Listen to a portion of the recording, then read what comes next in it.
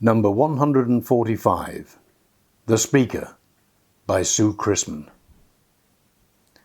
The cocks had yet to crow, the doors are bolt, the chains are creaking at the hour most hated by thieves and gentlefolk alike. Dark and dreary, dank and disappointing was the early winter morning. There hastened to the gates of the inn a most curious package, wrapped in mysterious shabbiness, as dark, dreary, dank and disappointing as the morn. Never was a man so without nomenclature. They called him many things, but never by the sweetnesses his mother must once have crooned over him. His ill-judged face scrapings, his persona, more weasel than camel, bespoke the complication of his prejudiced thoughts, much likened to a rat's nest abandoned under investigation. Shivering with cold, greeted by none, he entered the inn and strode unchecked to the front of the establishment. There he chose his place upon the bench judiciously, choosing by the reviled geography, the whispered history, and the known credo of those already seated.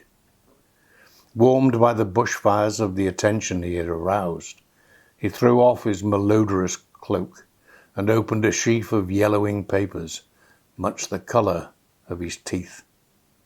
Those around him drew but inches away, so little, but so belittling. His presence had been but for a few moments, yet something soured in the air like milk yearning for Mistress Muppet. Like a foxy apothecary, he planned his agenda. In his papers was the receipt to make all bitterness palatable, with the beautiful disguise of sweet conspiracy. He gave, as an introduction, a small conspiracy of coughs. A little debased laughter came from hither and thither, but it was time. The ancient clock upon the wall decreed it. Before nightfall, coercion and confusion might coagulate into statue by his aye or nay. "Order! Order!" boomed the speaker. Number 146, Martha Penney, by Tesni Penney. It is a well-known proverb that people who are good on the inside look beautiful on the outside, and Martha Penney is proof of this. One glance towards her, and you're instantly bathed in her ethereal light of love which protects everyone it touches. This light plumps her cheeks, purses her lips, which speak with persuasion, makes her determined voice smooth, assures her stance, makes her eyes shine like sovereigns, and ensures she sees only the good in people. Unconventionally angelic, her everyday appearance of silvery hair and a stout build disguises this inner divinity with an ordinariness, her hidden secret. A quiet, omniscient woman, Martha is aware of this ability, that her strong arms hold the ends of life, of humanity, hold together like her apron strings, beautiful and practical. Carried beneath her navy nurse's uniform wherever she goes, this healing light is dispersed genially to those in need. Friendly, funny, calm, joyful, all compliments often thrown at Martha's feet, words void of meaning when compared to the qualities they seek to describe. Martha's celestial gift is buoyant, and with the abundance of happiness she is capable of sharing with other more downbeaten folk.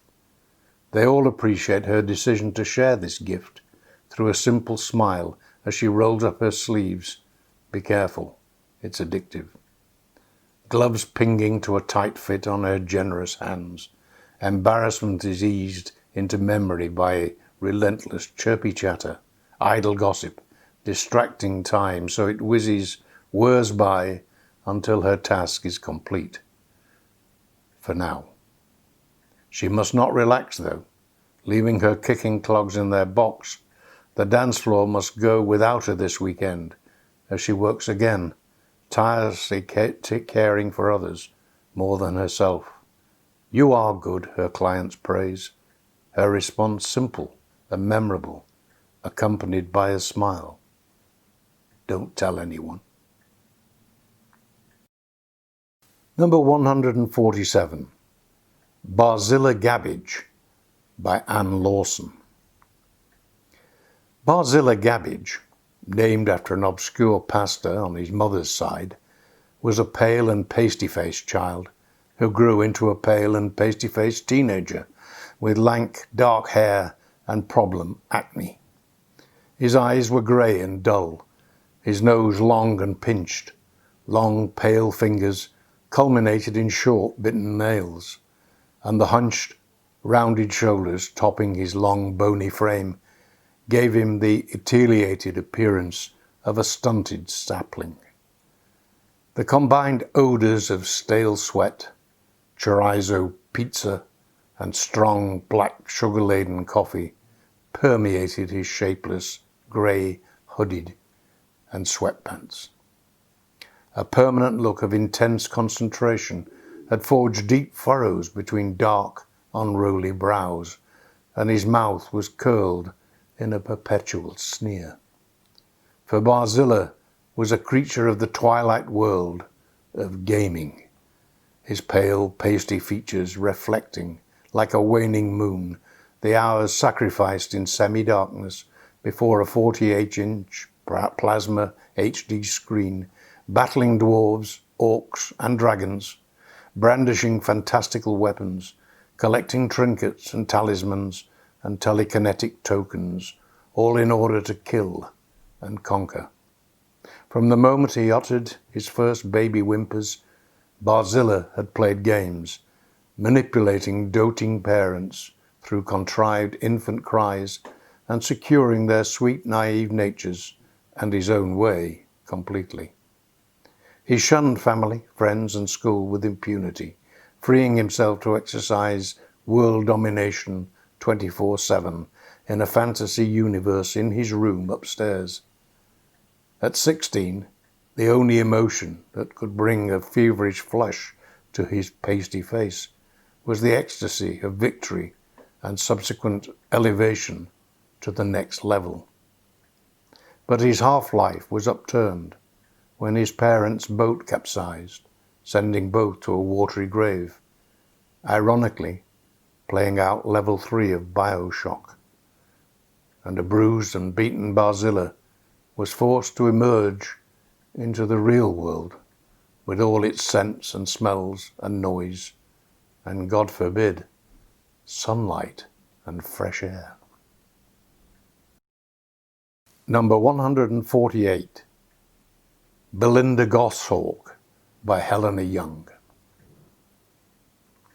Could any conductor be described as more suited to their role than Belinda Goshawk, whose grey sweater vest could each day be seen chugging down the pristine aisles of the first-class carriage, its lumpy rolls shifting left to right on their own plodding journey?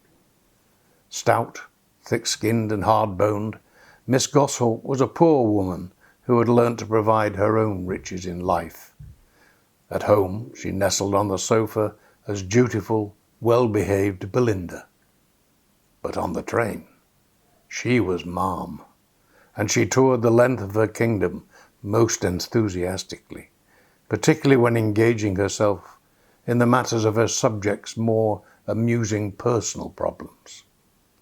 If they had not heard of her fearsome reputation already, it would soon become known to the carriage and its occupants that on the 10:45 from Euston to Waverley, they were the ruled, and Miss Goshawk their ruler. She carried the refreshments trolley like a yacht sailing through pond water, and at each new stop the waiting passengers would perceive her window-frame portrait and opine to their neighbour that this was not a woman to cross. Across her belly lay a taut red scanner which Miss Goshawk would spend her day clicking rhythmically into the line of outstretched rail tickets. Every inch of her swelled, bulbous nose bug eyes, straining forehead, for she gorged herself each day on the high-powered businessmen and women she served, delighting in loosening her impeccable polyester uniform to feast upon their forgotten rail cards. Evenings, however, delivered no such satisfaction. Miss Goshawk would often return from her day's work to find a broken oven or empty fridge, and so filled herself instead with memories. With each stroll down the aisle of her studio apartment, she would collect her due respects from the damp air, eyeing imaginary passes through prideful, hungering steps. Number 149, Miss Greer McGregor by Kirsty Mceachran.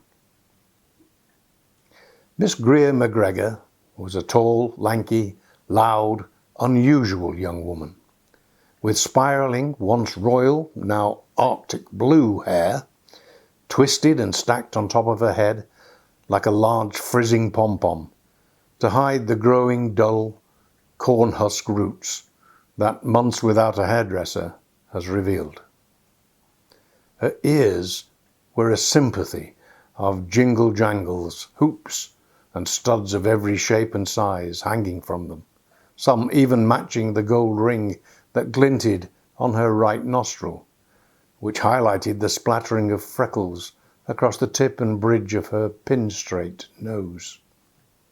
Her large, mischievous eyes, with a twinkle of devilry stirring in the colour that changes from steel blue to a foggy grey, depending on the light of day, as well as how much black eyeliner she has on. Though many in her neighbourhood find her odd with her bright hair, mannish voice, bobber boots, and pattern-clashing clothes, what none could argue was the size of her heart and her passion during these times. In her mustard courser, that is older than her dad, now furloughed from her 2 jobs, Greer is seen in all parts of town in her neon Red Cross vest, delivering emergency food parcels to all who are in need. Her grin, though hidden behind her rhinestone mask, is wide and welcoming, that reflects in her eyes for every food parcel she delivers. Zooming along with every box shaking and thudding in the back of her car. She might look wacky and bright, but her heart is as good as her clothes are odd. Number 150, The Hospital Porter by Liz Hannam. No one had ever described Ira as exceptional. Occasionally there was a flicker in her tawny eyes that hinted at the brilliance of her brain. But puffy sockets, mottled, crinkled visage, and ubiquitous blue mask were all the world saw. At a little over 5 foot, she was shorter than her childhood body intended, the regulation porter's tunic stretching to conceal her shapeless frame, the result of 60 years of the wrong food at the wrong time and a body too tired for exercise. Her most striking feature was her hair, once black, rich and tousled, now charcoal, dry and lifeless, tightly wrapped into a topknot. Oh, how her grandchildren loved to untie the band, sending the long strands cascading to her waist.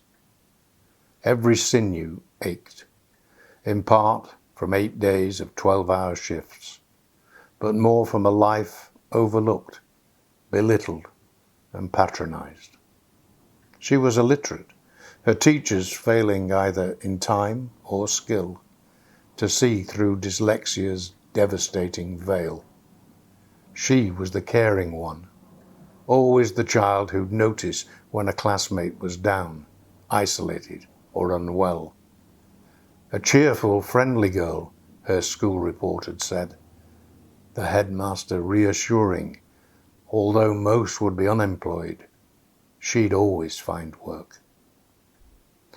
Hunched over the laden trolley, her voluminous chin dipping, she mumbled, her words lost in the buzz of concerned medics huddled around makeshift beds, the suck, clunk of the infernal artificial lungs, and the bleak, bleep, bleep, bleep of monitors relentlessly reverberating around the too full red zone. Oblivious to the din, Ira concentrated, memorizing the messages that she'd been collecting from relatives, ready for the moment when she'd sit beside those who were somewhere between this world and the next, gently take their hand and let them know that they were loved and that they were not alone.